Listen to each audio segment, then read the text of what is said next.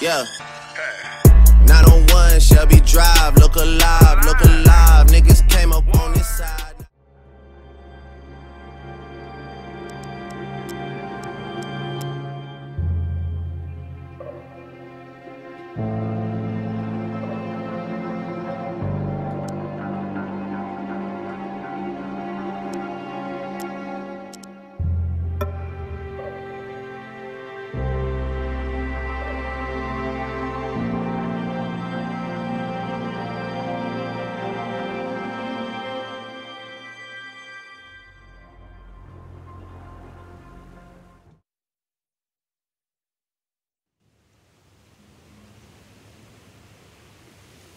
In my heart and mind, I always return to Atlantic Island Park.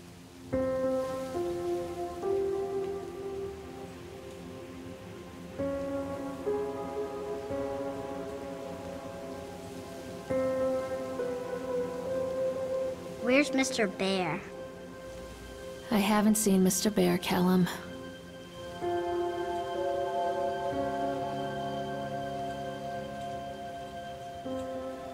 Stay in the car.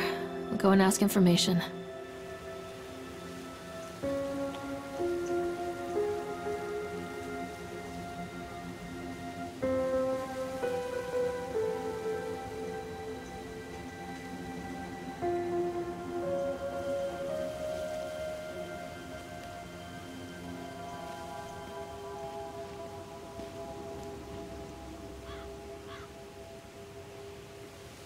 Attention, patrons. The park is now closed.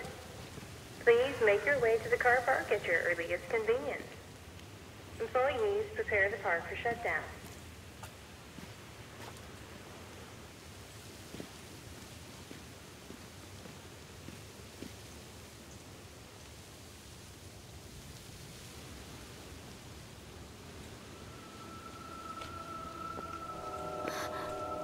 What?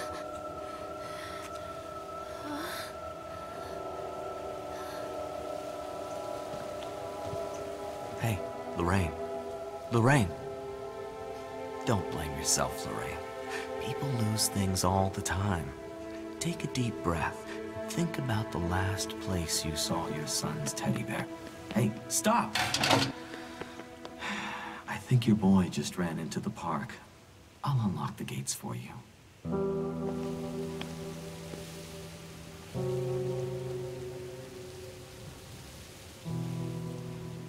Wait up there for Mommy, Callum! Come on, this way! Callum, I told you to wait in the car! Come on, Mommy! There's something special about the entrance to an amusement park. A line drawn between the real world and the world of whimsy within. On this side, the apathy of our everyday lives. And on the other, anything we might dare to dream. It's no wonder Callum ran back inside.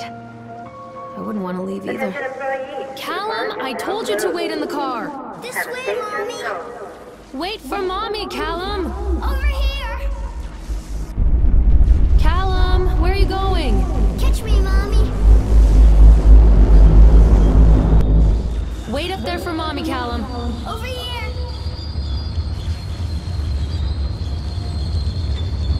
Callum, where are you going? Come to Mommy, Callum. Oh, God. The park. What happened here? I'm not playing anymore, Callum.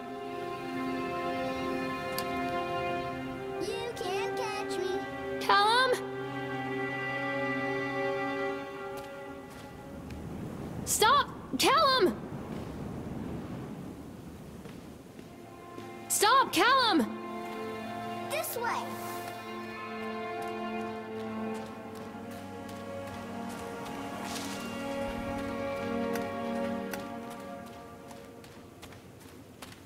I'm not playing anymore, Callum. Over here!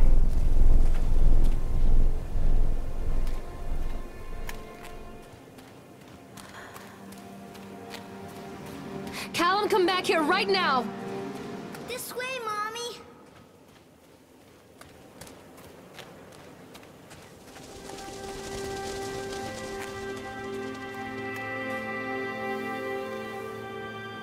think this belongs to Callum.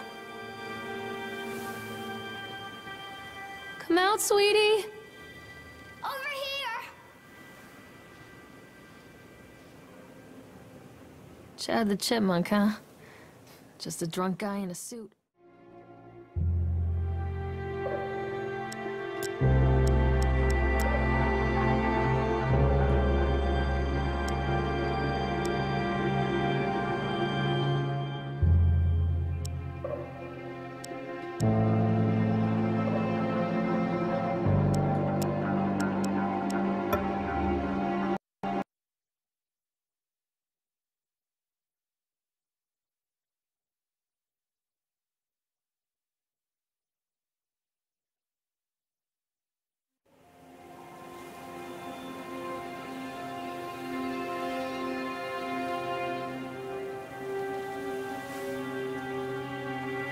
Wait, Callum!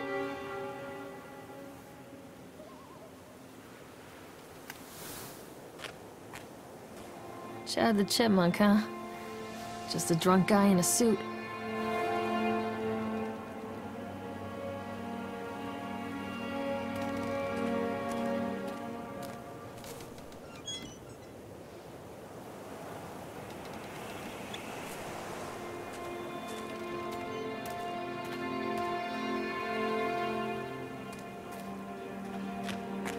Callum, tell Mommy where you are.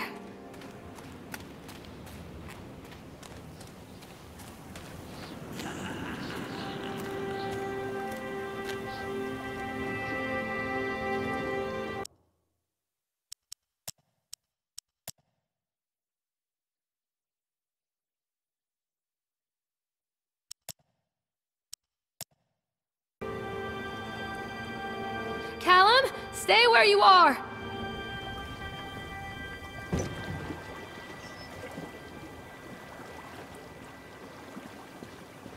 Come on, Mommy!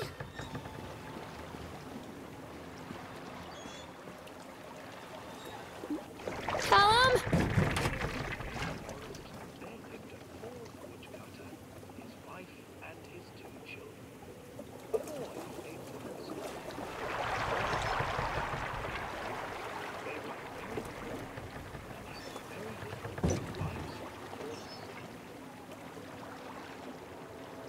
Where are you?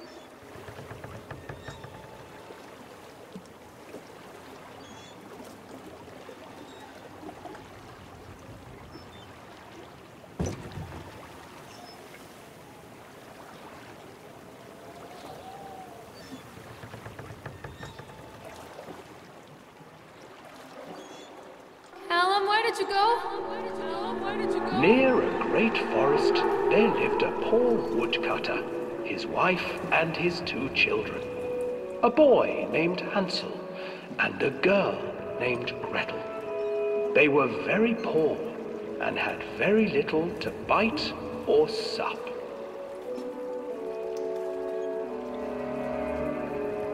"What will become of us?" the woodcutter asked his wife one night. "I tell you what, husband, we will take the children into the thickest part of the forest tomorrow and abandon them there." "No, my wife, I cannot do that," said the man. "Then we will all 4 starve, you fool." Hansel and Gretel overheard their parents talking, and Gretel began to weep. "Do not fret, Gretel," Hansel said. He crept out of the hut and gathered white stones from the ground to fill his pockets.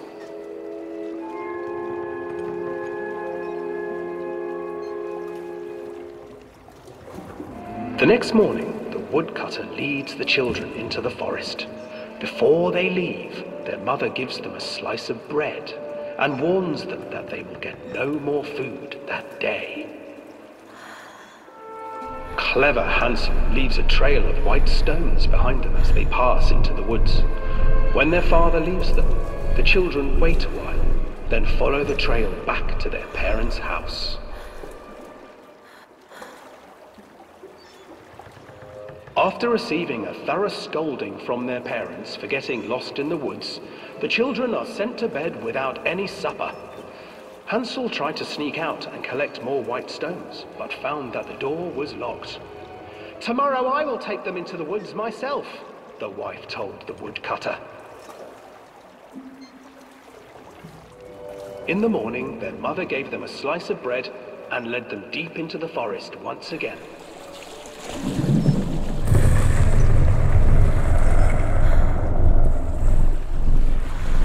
Hansel broke his bread into pieces and left a trail of breadcrumbs to lead them safely home.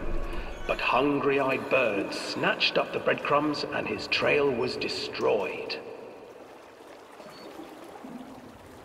Abandoned by their parents and unable to find the trail home, the children wandered in the forest for 3 days.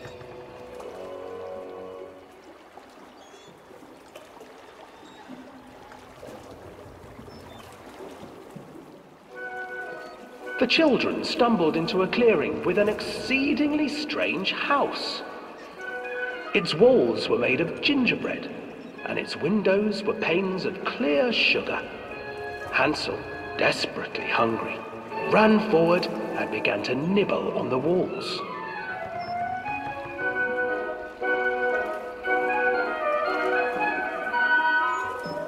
"Nibble, nibble, little mouse. Who is nibbling at my house?" An old woman emerged from the house, sniffing the air and peering around with cloudy eyes. "Oh, you dear children, who brought you here? Just come in and stay with me. No harm will come to you." But Hansel and Gretel stayed back, for the old woman reminded them of their cruel mother. "Come, children, don't be afraid. I have something for you." The old woman offered them 2 enormous lollipops. The children took them and began to eat. "You see, nothing to fear here. Come inside," the old woman urged, and the children, still licking their sweets, followed.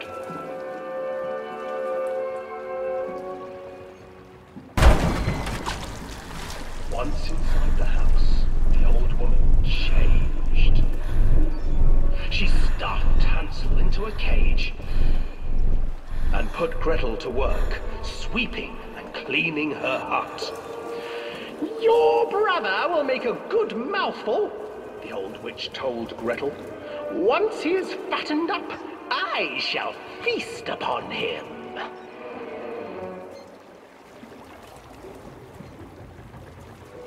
Time passed, and poor Hansel refused to eat, fearing the day that the witch would eat him. The witch, for her part, grew impatient. "Today I will cook and eat your brother, Gretel. Climb inside and light the oven." But Gretel pretended not to understand. I do not know how. Where is the opening?"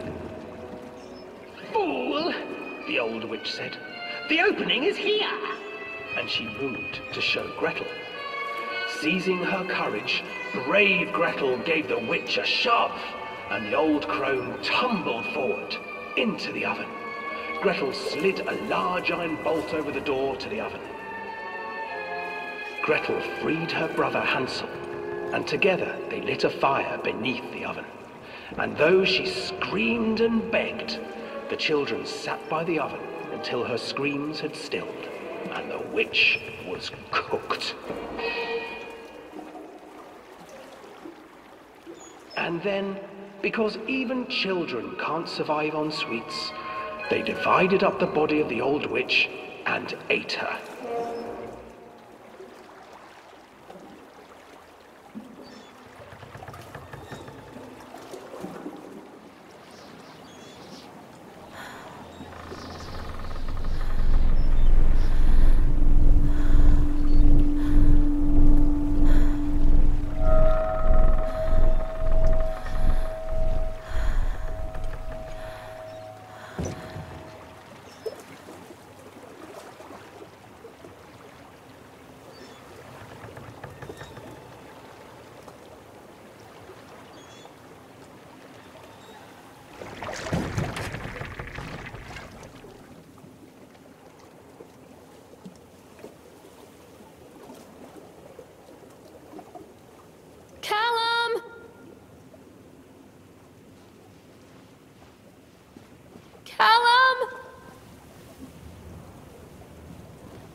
Hansel and Gretel. I used to read it to Callum when the electricity was shut off. Those poor children. The whole world against them. The forest, the birds, the old witch, even their own parents. I used to imagine that Callum and I were the kids in that story. Not mother and son, but brother and sister, hand in hand against the unkind world.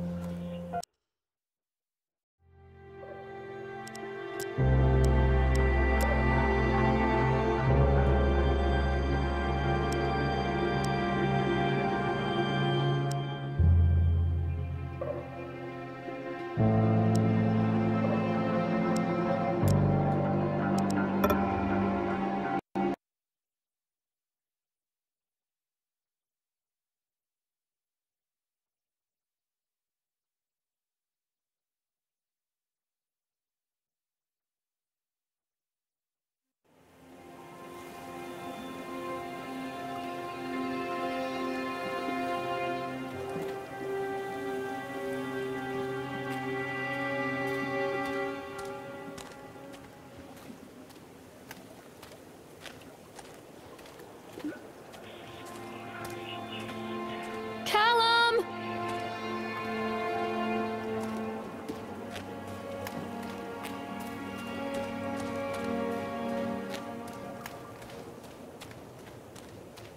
This isn't a game, Callum.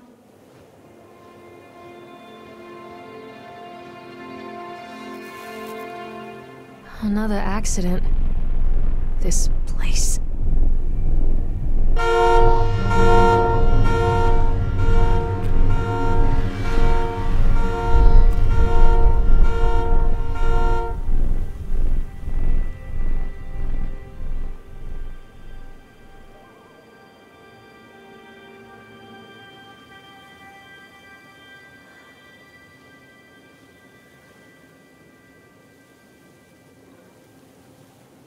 Callum, where did you go?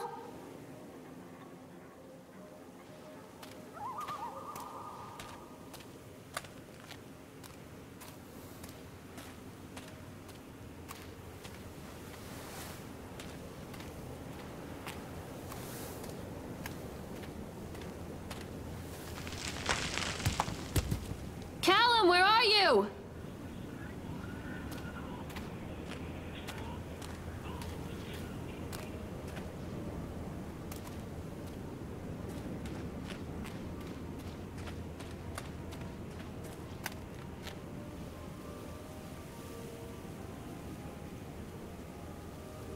Stay where you are!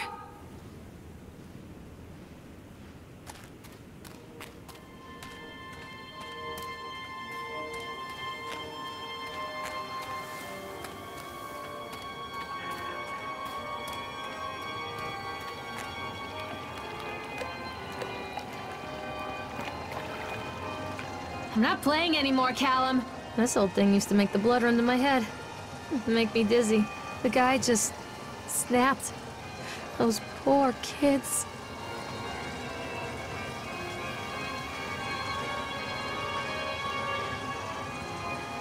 Come to mommy, Callum.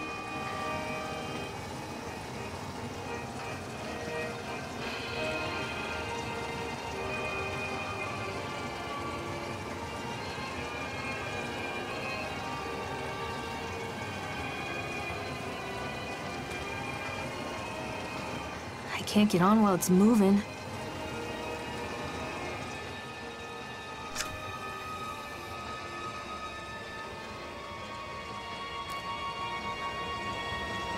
I can't get on while it's moving.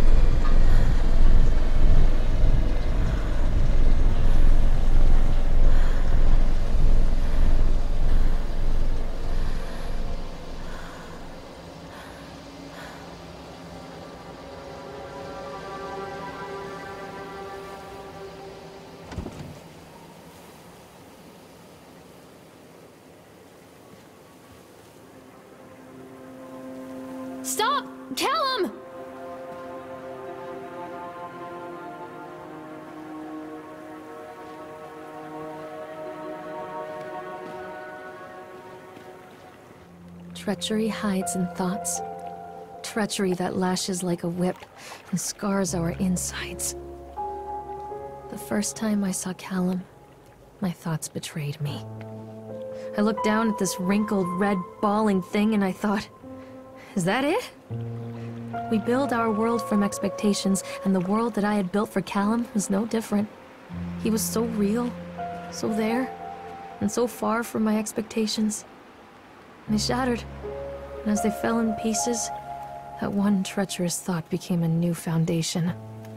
All of the love that we shared, all of the warmth and goodness that followed, built on a single, traitorous thought. Stop, Callum!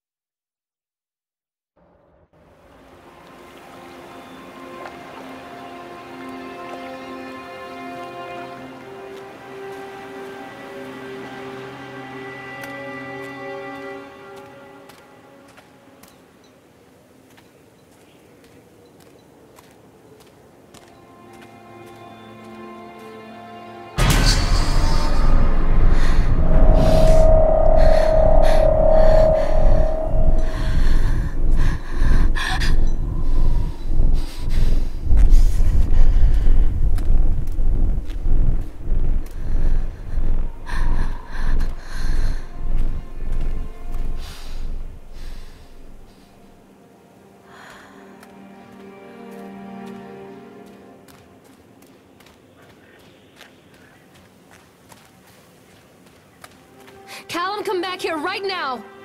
Constant crashes and 80s music. I guess it floats someone's boat.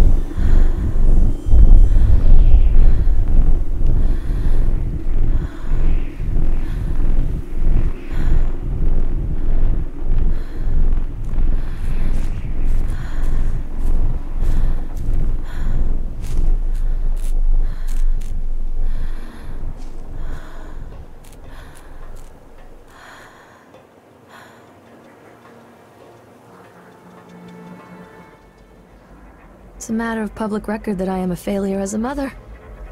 Once, when Callum was very small, I left him asleep in the car while I ran an errand. Don't even remember what it was. When I came back, the sheriff was standing next to the car, watching my boy through the window. didn't like what I saw in his eyes. Judgment. He wrote me the ticket without saying a word. Just the scratch of his pen on the notepad.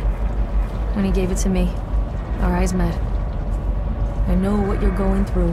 My daughter, Helen, she just gets some help. Help was a bolt of lightning. Help was 1,000 volts surging through my veins. Help is agony. I'd rather die. I wanted to scream. I'd rather you pulled your gun and shot me. But instead my mouth said, yes, Sheriff.